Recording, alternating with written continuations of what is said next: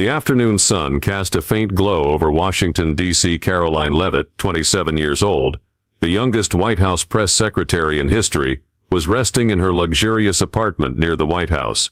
The small silver cross on the collar of her navy blue blazer, a mark of faith from New Hampshire, glimmered as she stood up. Suddenly her phone rang. President Trump was calling. "Karoline, there's a religious case at the D.C. local court. A group of Christians is suing because they were banned from praying in public. Go now, observe, report." His voice was urgent, leaving her no time to think. Karoline's tidy apartment reflected her discipline, documents neatly stacked, business attire prepared in advance. Today she opted for a simpler style: blazer, white shirt, black pants, but still wore the cross as a habit. As Trump's spokesperson, she was used to handling crises, but this was different. It touched her personal faith. Karoline quickly jumped into her sleek black SUV, speeding through the crowded traffic. NPR blared the news, but she turned it off, focusing on the unexpected task ahead. Before diving into the story, comment where you're watching from, and don't forget to subscribe so you won't miss the latest stories. Karoline Leavitt pushed through the glass doors of the D.C. local court, stepping into a stifling, chaotic space. The crowd's murmurs rang out like an off-key symphony. Citizens awaiting minor cases, traffic violations, contract disputes, mixed with the clacking of keyboards from the clerk's corner. She glanced at her watch, 2:53 p.m. Just a few minutes remained before the religious case hearing began, the one Trump wanted her to monitor closely. Karoline chose a hard wooden chair in the middle row, set down her document bag, and opened her phone to take notes. The silver cross on her neck glimmered under the fluorescent lights, but she didn't notice the eyes around the room fixating on her. The courtroom wasn't large, but its clutter made it feel oppressive. A middle-aged man in a t-shirt printed with "I am king" sat a few seats away, fiddling with his phone. To her right, a young woman wearing an oversized necklace, shinier than a chandelier, whispered to her lawyer. Karoline frowned. Clearly, dress code rules here weren't strict. She focused on her task, documenting details of the Christian group suing the government for banning public prayer in a local park. This was an issue Trump wanted to turn into a symbol for conservatives, and she was his eyes here. The wooden door behind the judge's bench swung open, and Judge Charles Hargrove stepped out. At 62, he carried a rigid demeanor, salt and pepper hair combed back, wire-rimmed glasses slipping down his nose, and a black robe pressed flat as if just ironed. The crowd fell silent as he sat, his cold, sharp eyes scanning the room. "All rise," shouted James Wilson, a tall black bailiff with a stern face. Karoline stood with the others, phone still in hand, her gaze studying Hargrove. He banged his gavel on the desk, signaling the start of the session. "This is a court of law, not a place to show off personality," he declared, his voice deep but cutting like a knife. Hargrove began calling cases swiftly. A man fined for parking in the wrong spot, $50, no argument. A woman late on rent payments, a light warning. Karoline took notes, noticing Hargrove ran things like a machine, efficient but cold. She glanced at the man in the "I am king" t-shirt. He stood to present a neighbor dispute, and Hargrove didn't mention his flashy shirt. The woman with the oversized necklace was called up too, no word about her jewelry. Karoline frowned again. Something was off. Then Hargrove's eyes landed on her. He stopped mid-sentence, his hand flipping through papers, stalling, his eyes behind wire-rimmed glasses narrowing as if recognizing something. "Miss Leavitt?" he said, his voice icy but with a hint of hesitation, clearly having recognized the familiar face from White House press briefings. Karoline looked up, unsurprised, standing with natural composure. The crowd turned to look at her, murmurs rising as a few others recognized her too. "That cross," Hargrove pointed at her neck, his tone rigid. "It doesn't belong here. The courtroom is a neutral place, not somewhere to display faith." Karoline glanced around. No prohibitive sign hung on the walls. She replied, her voice clear and confident. "I'm Karoline Leavitt, White House press secretary, here to observe a case for work. This is a personal item, protected by the First Amendment, violating no rules." Hargrove squinted, his face reddening. "Work? This isn't the place to wear that and cause trouble. The courtroom is neutral, not a church." He banged his gavel again, as if to emphasize his authority. James Wilson, the bailiff, stood near the bench, tilting his head to observe. Mrs. Thompson, the middle-aged court clerk with her hair in a tight bun, stopped typing, glancing at Karoline with curiosity. The man in the t-shirt and the woman with the oversized necklace whispered to each other, clearly surprised that Hargrove didn't notice them. Karoline stood still, gripping her phone tightly. She realized instantly, Hargrove wasn't just targeting her, but the cross itself, a symbol he seemed to despise. "Sir, I have the right to wear it under the First Amendment," she said, her voice calm but firm. Hargrove cut her off immediately. "Don't lecture me on the law. Step up to the bench, now." The crowd held its breath. Karoline took a deep breath, stepping up to the defendant's stand, her heels clicking lightly on the old wooden floor of the D.C. local court. The room fell silent, all eyes fixed on her. The silver cross on her navy blazer collar glimmered under the lights, like a small flame amid an approaching storm. Judge Charles Hargrove sat elevated, his eyes behind wire-rimmed glasses narrowing further, his face growing red with anger. "So what are you doing here with that thing, Miss Leavitt?"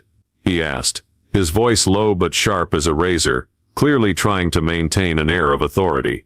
"Sir, I'm here on duty, and have the right to wear it," she replied, still clutching her phone, her thumb discreetly switching on the recording mode. Hargrove banged his gavel on the desk, the sound echoing through the room. "I've seen plenty of people like you, thinking faith gives them the right to disrupt anywhere. This is my courtroom, and I say it's not allowed." He leaned forward, gripping the gavel tightly. "Do you know this behavior is contempt of court?" Karoline furrowed her brow, quickly glancing around the room. The man in the I Am King t-shirt sat there, unnoticed. The woman with the oversized necklace whispered to her lawyer, ignored. Yet her tiny cross was the problem. "Sir, I'm not disrupting anything," she replied, her voice still steady. "I'm here for work, and my attire doesn't affect anyone. If you have a specific ban, I'd like to see the written rule." Hargrove smirked, a cold, humorless grin. "A rule? I am the rule here. You walked into my courtroom with that, disrespecting the law. And now you dare demand a document." He banged the gavel again, so hard that Mrs. Thompson, the clerk, stopped typing and looked up with concern. The crowd began to murmur. An older man in the back row shook his head, whispering to his neighbor, "That necklace over there's bigger, why's no one saying anything?" James Wilson, the bailiff, stood near the bench, tilting his head to observe. He'd worked here 15 years, and Hargrove's focus on Karoline felt familiar, not the first time he'd seen this bias.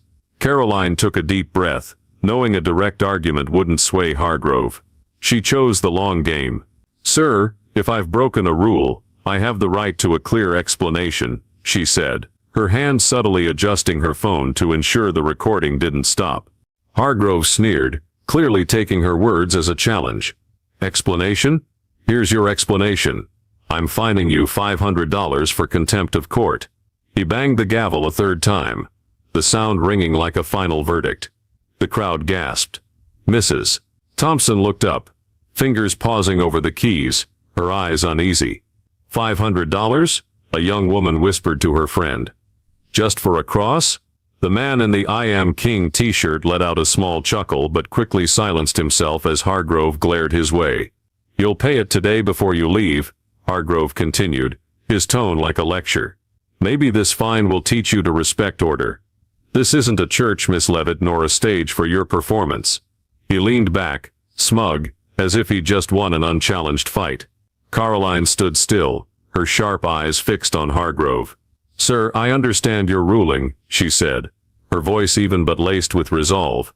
"But I have the right to ask, why aren't the others in this room with printed shirts, big necklaces fined too?"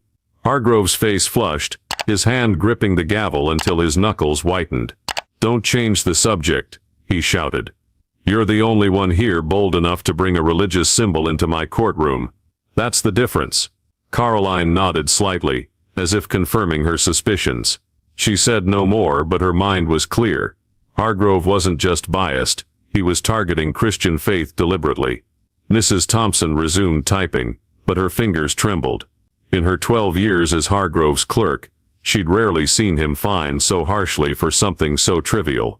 James Wilson stood near the bench, arms crossed, his glance at Karoline carrying a hint of empathy. He'd watched Hargrove handle hundreds of cases, and this focus on the young woman stood apart. The crowd's whispers grew louder, some sneaking out phones despite the no filming rule. Karoline stood there, still holding her phone, her mind racing. She knew this wasn't just a fine, it was a chance to expose something bigger. "Are you done, sir?" she asked, her voice soft but cutting. Hargrove frowned, caught off guard by her composure. "Not yet," he replied. "You'll pay, and I'll move on with the session. Sit down." Karoline didn't sit.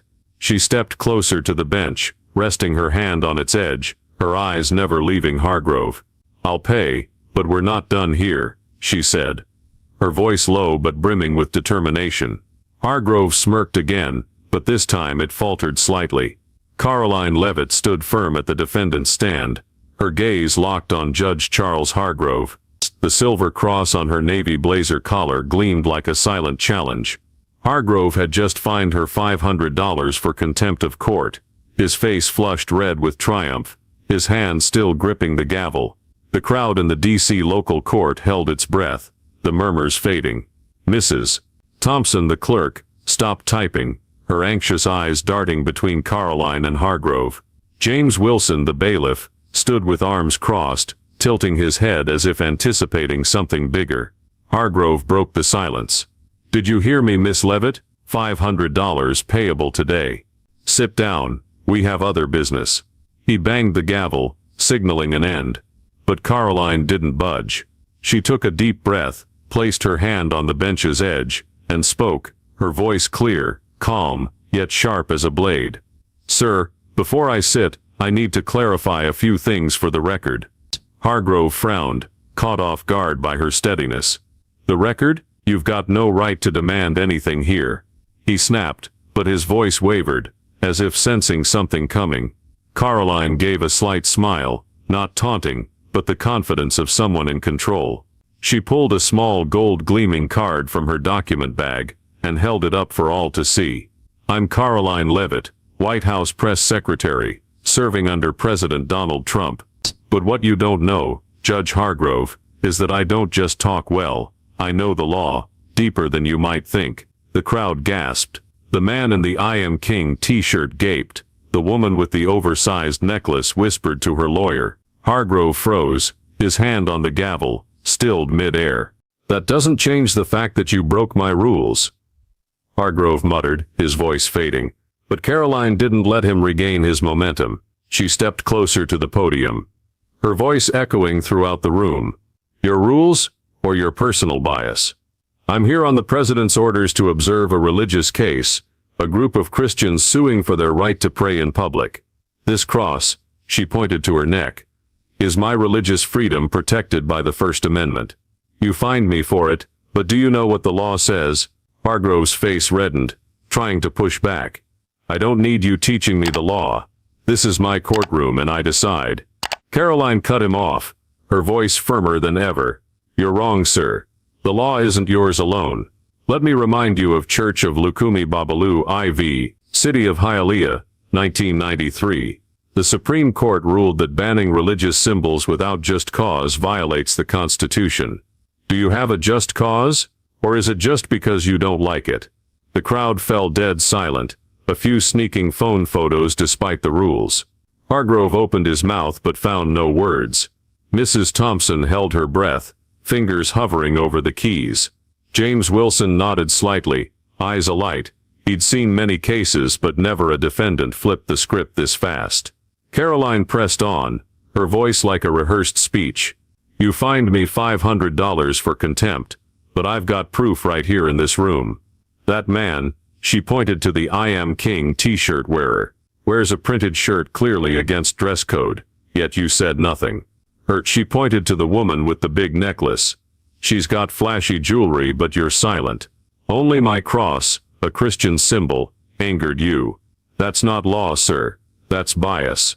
Hargrove trembled, his face shifting from red to pale. You're slandering me," he stammered, his voice weak. unconvincing. Karoline didn't stop. She raised her phone. I've recorded everything from when you called me up to now. I've also texted the White House office, reporting this injustice. You want to find me? Fine. But this doesn't end here. The crowd erupted in whispers. Someone shouted, "She's right." Another clapped, quickly hushed by James Wilson.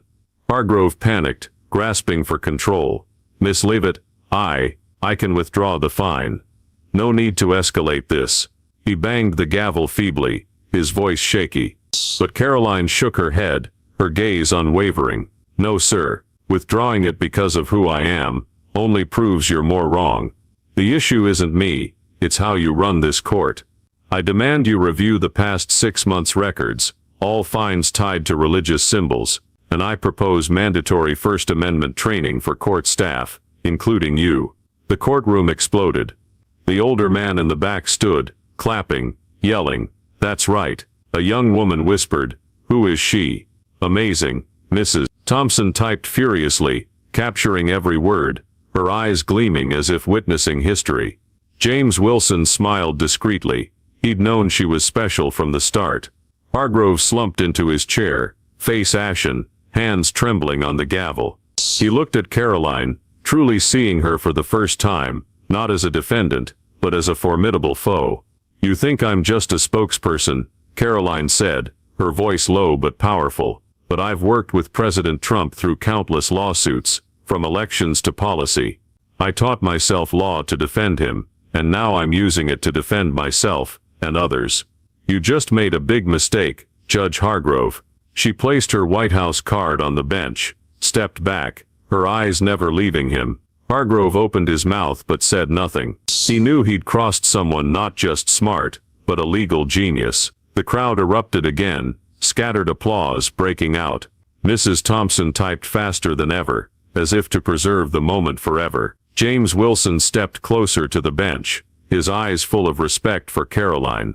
Hargrove sat there, his authority crumbling before everyone's eyes. Karoline stood still, the cross still shining, no longer just a symbol of faith, but her flag of victory. Karoline Leavitt stepped out of the D.C. local court, the late afternoon sun glinting off the silver cross on her navy blazer collar. The clock read 3:30 p.m., but the air inside had just exploded like a bomb. She paused at the glass doors, checking her phone. The recording had been sent to the White House office, along with a brief message to Trump's advisor. "Hargrove fined me for the cross, handled it. Next steps needed." She knew this wasn't just personal anymore. It was a chance for Trump and conservatives to score big. Inside the courtroom, the crowd was still buzzing. The older man in the back turned to his neighbor, voice trembling.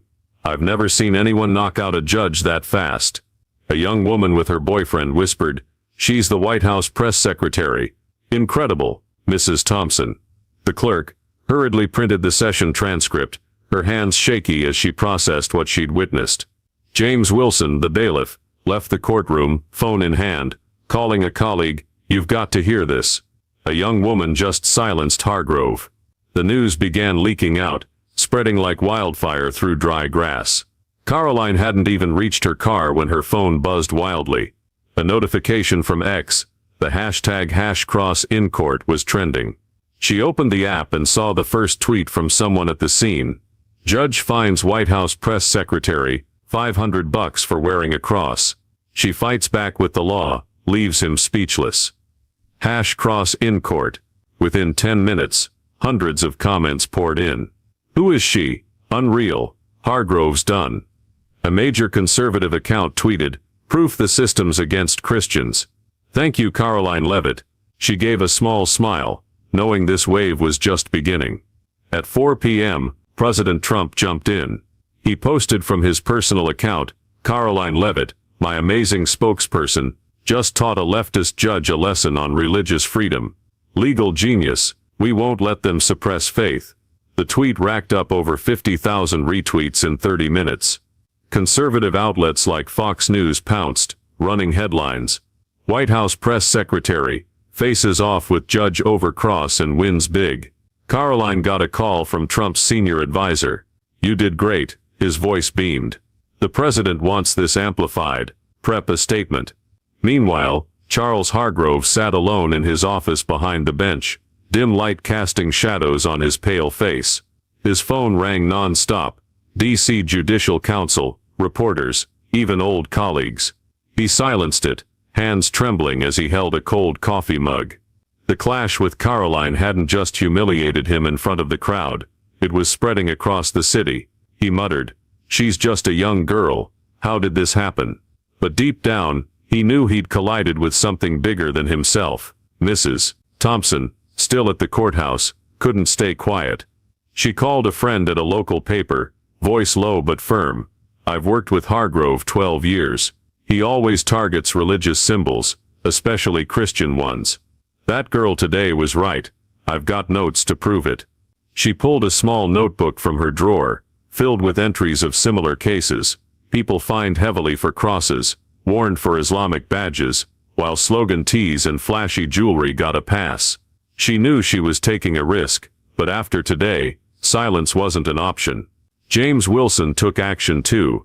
He met colleagues in the courthouse break room, recounting the event with emotion. "I counted at least 20 times Hargrove fined people for religious symbols this year.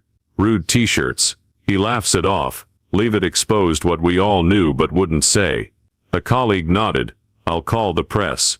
This needs to be out there." By 5 p.m., a Channel 7 news reporter stood outside the courthouse, filming live.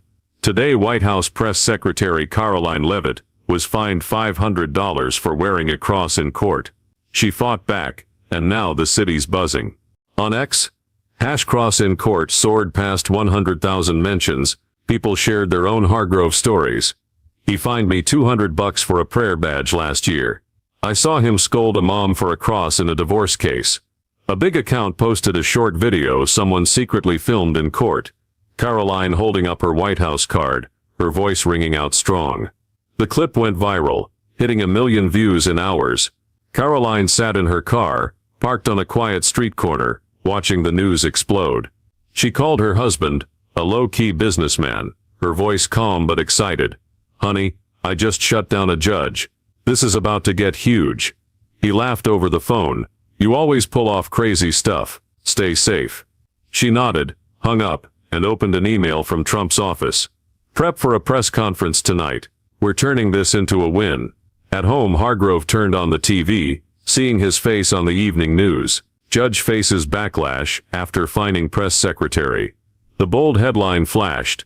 He switched it off, hands shaking. The Judicial Council had called, demanding he explain himself by morning. He knew his 30-year career was teetering, all because of a 27-year-old and her tiny cross.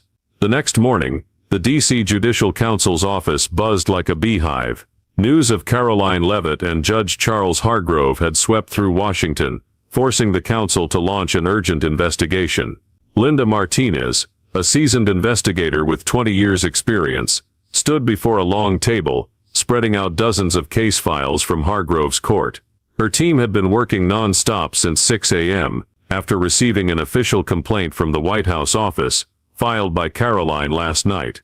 "We've got 48 hours to report," Linda told her team, her voice firm.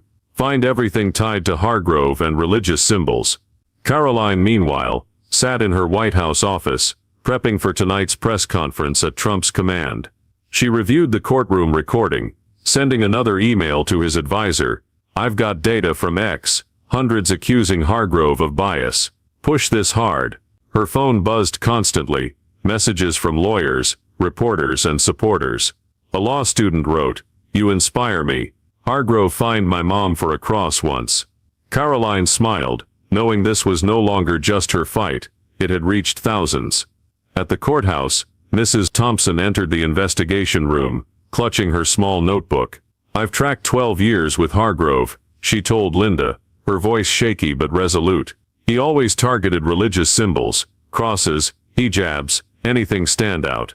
But crude shirts or loud jewelry, he let them slide." Linda flipped through the notebook, spotting dozens of cases. September 14th, 2024, man with cross, fined $300 for disruption. October 20th, 2024, Muslim woman with hijab, fined $200 for inappropriateness. Linda frowned. "This is gold. Thank you." James Wilson showed up too, offering a handwritten statement. "I've been a bailiff there 15 years, he said. "Hargrove fined people with religious symbols, 3 times more than other violations. I counted once in a day. He hit 5 people for crosses, but ignored 3 in vulgar shirts." Linda jotted notes fast, her team cross-checking with official records. The data soon emerged. Over the past year, 70% of religious symbol fines targeted Christians, averaging $250, double the penalty for other dress code breaches. Charles Hargrove, meanwhile, sat in his home office, facing the council via Zoom. "I didn't mean to be biased," he said, his voice weak, hands cradling his head. Linda presented the data. "Mr. Hargrove, records show you fined people wearing crosses 80% more harshly than similar violations. How do you explain that?" Hargrove fell silent, eyes downcast. He recalled Karoline, her steely voice, her sharp reasoning about the First Amendment. "I didn't realize," he mumbled. "I thought I was maintaining order." By noon, Linda's preliminary report was complete. "This isn't just Hargrove," she told the council. "We found 3 other D.C. judges with similar tendencies, though milder. But Hargrove is the clearest case, bias against religion, especially Christianity." The council ordered Hargrove's immediate suspension, pending a final ruling. News leaked out, and X erupted again. #cross in court. Hargrove suspended. Karoline Leavitt shakes the system. A conservative account posted, "Trump's legal genius wins again." Karoline stood before the mirror in the White House briefing room at 6 p.m., adjusting her blazer, the cross still gleaming. Trump walked in, clapping her shoulder. "You made me proud, Karoline. Tonight we show them religious freedom is untouchable." She nodded, stepped to the podium, camera flashes firing non-stop. "Yesterday I was fined for wearing a cross, not because I was wrong, but because a judge thought he was above the law," she said, her voice resonating. "I fought back not just for me, but for everyone treated unfairly for their faith."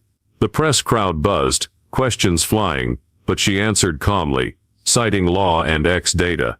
Hargrove watched the briefing on TV, hands trembling. He turned it off, sitting in darkness. His phone overflowed with messages, colleagues distancing themselves, reporters hounding him. But what shocked him most was Thompson and Wilson's testimony. People he'd trusted. He opened his laptop, searching the Church of Lukumi Babalu I ruling Karoline mentioned. Reading it, he sighed. "She's right. I was wrong." For the first time in 30 years, Hargrove felt small. He called the council, voice hoarse. "I'm resigning. But I want to help fix this." The next day, Hargrove appeared at a small council meeting, no longer in a judge's robe. "I didn't see my own bias," he said, eyes red. Karoline Leavitt opened my eyes. "I want to join the training, so no one repeats my mistakes." Linda nodded, noting Hargrove's turning around. Could be useful. The news spread, sparking debate. Some on X mocked, Hargrove's faking it. But others supported, at least he admits fault rare. Karoline, back in her office, got an email from Linda. "Hargrove resigned, agreed to train. You changed him." She glanced at the cross in the mirror, smiling. The case she'd come to observe, the Christian group suing the government, was now just a small part of a bigger story. She'd turned an ordinary day into a spark for change, not just for Hargrove, but for the whole system. Just 4 days after the incident, at the D.C. local court, the atmosphere in Washington shifted noticeably. Karoline Leavitt stood in her White House office, gazing out the window at Pennsylvania Avenue. The silver cross on her navy blazer collar still shone, now a symbol of a movement bigger than she'd imagined. Her phone buzzed with messages, from Trump, conservatives and everyday people, thanking her for speaking up. An email from the D.C. Judicial Council had just arrived, new regulations passed. "Thank you, Miss Leavitt." She smiled, knowing this victory wasn't hers alone. After the lightning-fast investigation, the council issued new rules for D.C. courts. No bans on religious symbols, unless they genuinely disrupt, and all staff, from judges to clerks, must undergo mandatory First Amendment training. Linda Martinez, the lead investigator, stood before the council, stating, The Hargrove case shows we need more transparency. Training is the first step. A new plaque went up outside the courthouse, inscribed religious freedom, a right beyond violation. Karoline saw the news on X, where #cross in court still trended. DC changes laws thanks to Karoline Leavitt. Charles Hargrove, no longer a judge, appeared at the first training session. He stood before dozens of court staff, voice raspy but sincere. I thought I was fair, but I was wrong. Karoline Leavitt taught me to look at myself.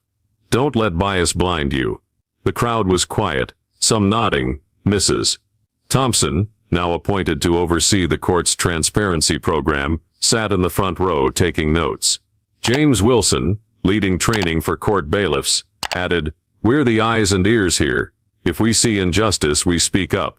Hargrove watched them, knowing he was making amends, a small but necessary step. Karoline hung the $500 fine receipt in a glass frame on her White House office wall. It wasn't just a memento, it was a reminder of one person's power to stand up. Trump walked in, clapping her shoulder. "You're a star, Karoline. The religious freedom crowd loves you, and so do I." He laughed heartily, voice booming. "We just won big, keep the momentum going." She nodded, prepping for her next speech at a conservative event in Virginia, where thousands waited to hear the White House's legal genius. The incident's impact stretched beyond D.C. states like Texas, Florida, and Ohio began reviewing their own court rules.